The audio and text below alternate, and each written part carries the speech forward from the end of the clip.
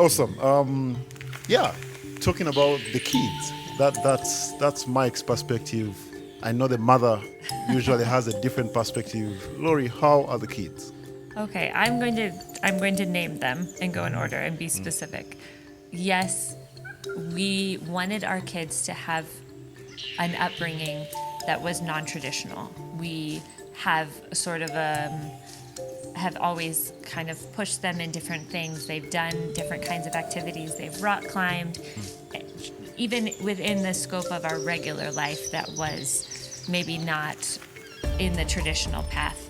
And so to bring them here was in alignment with our goal for them to have an understanding that God made the world and that God has his people all over the world, and that the county that we lived in is not especially blessed by, God, that the people of humanity have been, that is who Jesus died for, in Pinellas County in Florida, in here in Wakiso, in Kampala, like whichever the county you're in, those are the people of God, and here we are worshiping on Sundays and having Sunday school, and the kids are worshiping with children who, when I first had an understanding of Wallace, the Word of Life International School, it came with the understanding that it was an international school, so I thought it would be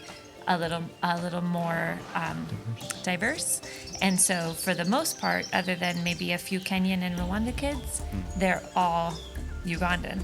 And so that has been interesting for the kids because they are definitely being immersed in Ugandan culture. It's not in an international, taste test. It's like, this is what Uganda is like. And for Jeffrey, our youngest, he's 8 years old. He'll be 9 next month. He's just so happy. He's playing. He's outside. He got stitches already. We've been to the clinic, of course.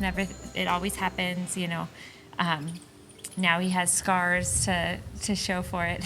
So, and that has been wonderful. He's so happy to be out, and as long as you want to, and the neighbor kids are playing constantly, as long as he's outside, so dirty, so happy.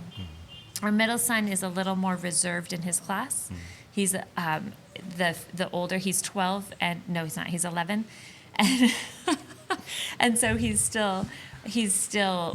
It's a higher level here, than obviously the grade 3. So he's in grade 5, and there's a higher level of homework, and so he's working hard. He has a high expectation on himself to do well in his studies, but he's also so happy to be able to play and run around. And they've never played soccer before, so they're just loving the idea of football and all of that.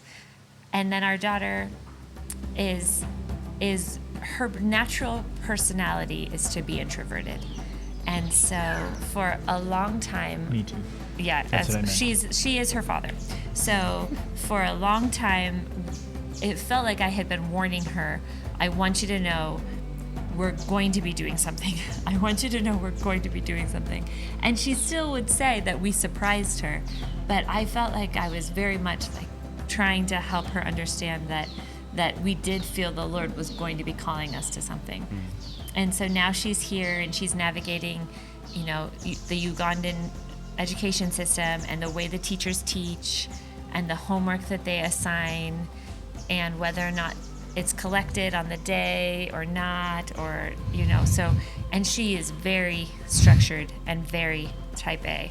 And so when she sees that the things don't always connect, it was hard for her. And so the first week, the second week of school, I was having a hard time. I was on my knees, I was just praying, and it was such a struggle. I was really concerned for her.